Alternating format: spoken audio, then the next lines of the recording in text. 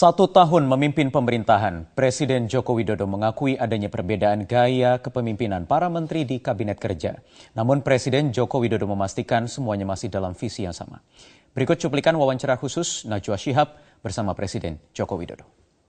1 tahun memimpin negeri, waktu setahun ini terasa cepat atau lambat, Pak? Sangat cepat sekali. Sangat cepat? Sangat cepat sekali. Merasa seperti diburu-buru waktu begitu? Ya memang kita selalu harus merasa seperti itu karena problemnya banyak, karena masalahnya banyak, karena kita dibatasi waktu ya memang kita harus kerja keras, kerja mati-matian untuk menyelesaikan masalah-masalah yang ada.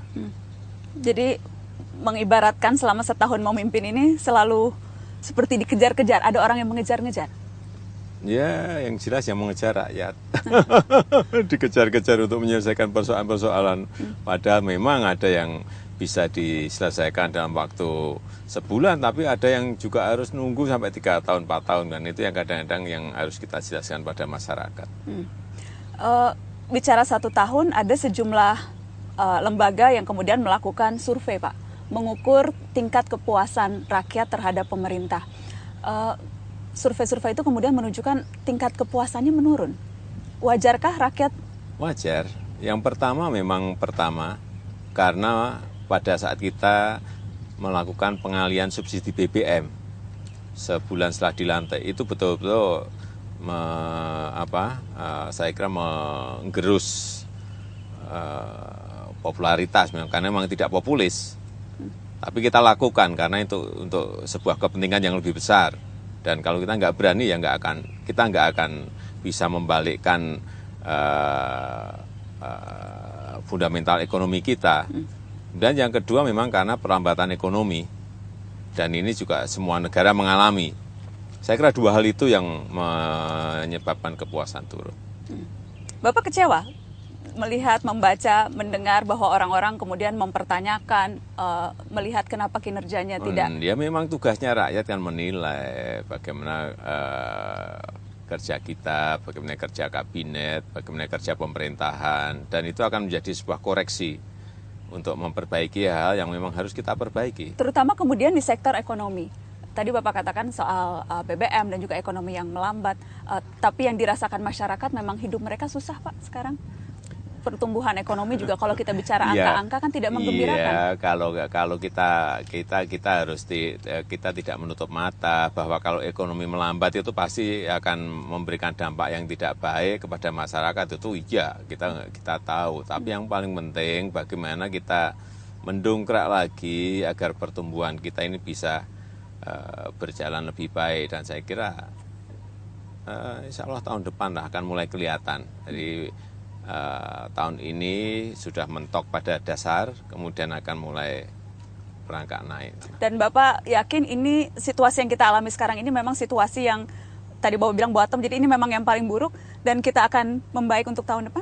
Saya meyakini insya Allah seperti itu. Pak Jokowi, kerap kali kemudian berbagai langkah yang pemerintah lakukan soal ekonomi terutama itu tertutupi karena kegaduhan politik, Pak. Apakah Pak Jokowi juga melihat kegaduhan politik yang terkadang tidak penting, seperti misalnya yang tidak penting nih Pak, kalau di kabinet misalnya saling kepret antar menteri, kemudian yang penting seperti aparat hukum yang saling berbeda pendapat, saling ancam menangkap dan sebagainya, itu membuat kerja-kerja politik menjadi jauh lebih sulit? Ya lebih baik ya kalau kita dalam posisi ekonomi melambat seperti ini dan semua negara mengalami, kita fokus ke satu, memperbaiki ekonomi, memperbaiki pertumbuhan ekonomi seperti apa. Jadi kalau ada yang gaduh-gaduh seperti itu ya terus terang kita harus sampaikan. Itu akan mempengaruhi dan juga merusak konsentrasi. Tetapi kalau untuk kabinet sendiri, saya kira memang setiap menteri kan punya gaya sendiri-sendiri, punya karakter sendiri-sendiri. Ada yang gaya keroncong kan ya nggak apa-apa toh. Ada yang gayanya gaya rock kan juga nggak apa-apa. Ada yang pengen gaya ngepop kan juga nggak apa-apa.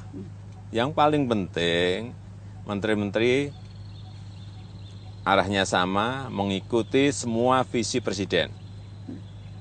Jangan ada yang keluar dari situ. Kalau punya agenda lain, ya, soalnya akan berbeda. Yang gaya keroncong, gaya pop, gaya dangdut, gaya rock tadi itu Pak, itu harapannya kan dirijennya satu, yaitu presiden. Iya, yang paling penting masih dalam kontrol presiden. Tapi yang terlihat justru terkadang seolah Presiden Jokowi membiarkan itu loh Pak, tidak mengatur, tidak membuat alunan itu menjadi merdu. Salah satu Menko yang dengan sangat lantang menyerang menteri yang di bawah koordinasinya soal berbagai hal, soal bukan hanya soal menterinya, soal dengan wakil presidennya pun diserang waktu sekali itu. lagi itu adalah gaya ya, sebelah gaya yang nggak bisa misalnya menteri KKP Bu Susi disamakan dengan menteri yang lain yang halus kan nggak bisa. Memang sekali lagi punya gaya sendiri-sendiri. Dan gaya Bapak melihat itu gaya yang seperti apa? Gaya memimpin Presiden Jokowi di tengah kabinet yang warna-warni seperti ini? Ya bagus, artinya ada dinamika. Kalau ada sebuah misalnya persaingan yang sehat, menurut saya juga bagus-bagus saja. Selama sekali lagi tidak keluar dari visi presiden. Ada persaingan, jadi Bapak akan membiarkan ada persaingan di kabinet? Persaingan yang sehat kenapa tidak? Kan persaingan yang baik. Kalau goalnya baik kenapa tidak? Beralih ke yang lain Pak, soal Wakil Presiden Yusuf Kala. Ada yang menilai kok gayanya berbeda ketika menjadi wapresnya Pak Jokowi dengan wapresnya waktu dulu Presiden Susilo Bambang Yudhoyono. Sekarang tidak selincah yang kemarin. Menurut saya masih sangat lincah. Masih sangat lincah? Sangat cepat juga. Tidak lebih menurut saya. Pembagian tugasnya selama setahun ini, Bapak membagi-baginya? Ya pembagian tugasnya kan jelas kan, sudah ada. Secara undang-undang juga sudah ada.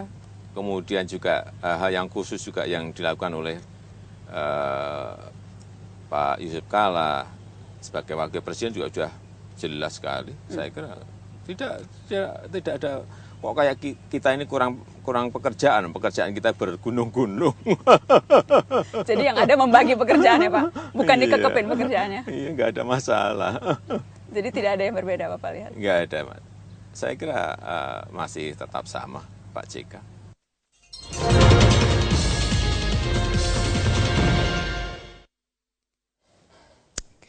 Ya, pemirsa, wawancara Najwa Shihab tadi dengan Presiden Joko Widodo bisa selengkapnya Anda saksikan di program Mata Najwa pada hari Rabu 21 Oktober 2015 pukul 20 waktu Indonesia Barat. Kita jeda lagi pemirsa, kami akan hadir kembali dengan informasi lainnya. Ini terkait masyarakat yang saat ini dihebohkan dengan aplikasi iDoser yang disebut-sebut sebagai narkoba dalam bentuk digital.